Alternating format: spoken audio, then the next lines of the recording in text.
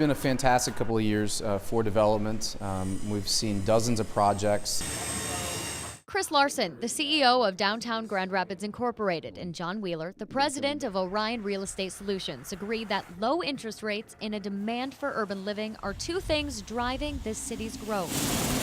We care around here. We don't want to be a bust town. It's a statement that's resonating with Monica App, the director of community development at 616 Lofts. The more people you can bring to a residential area or to a downtown area, then there's more retail options that will come. Let's imagine what's happening in Grand Rapids as a very real game of Monopoly, with very real consequences beyond temporarily ruining friendships. You're a developer on go. Obviously can't do much with the police or fire department. College campuses in downtown might offer some potential.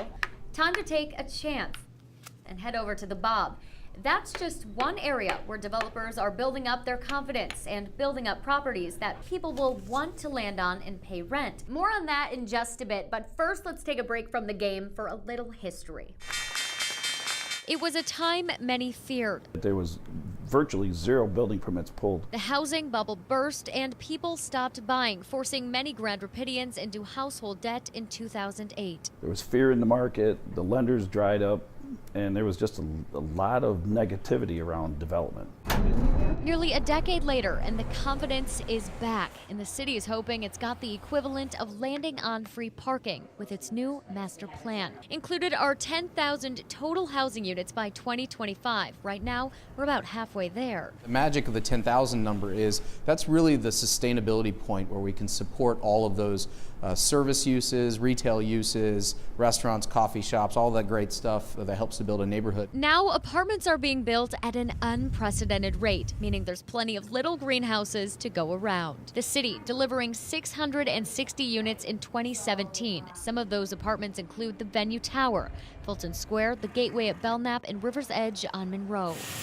After years of planning, Wheeler says Grand Rapids is gearing up for one of its biggest years. He's excited, but erring on the side of caution. There is concern in the marketplace for the high-end market rate apartments. You know, at $25,000 or $3,000 a month, people would say, I'd rather buy a $350,000 house. So you put houses and hotels on your properties, but we all know if people don't land on them, they're no good. You lose money, debt piles up, and the dreaded bankruptcy hangs over your head. So I asked, is it possible this happens in real life? My theory is that apartments will always fill. It's just how low you have to lower the rent. That right there is the difference between developers making money, breaking even, or having to subsidize a project. The worst case scenario is that the bank would take back the asset. On the board, nobody wants to mortgage their properties, taking assets, selling it at a discounted price, but developers say that won't happen. I don't think it's a gamble. I think it's a calculated risk of, do we have enough in our entire portfolio if one or two projects get soft and we have to weather the storm until the rents come back up? We've conducted some housing studies in the downtown area to be able to forecast what we can absorb in terms of new units that are going to be delivered.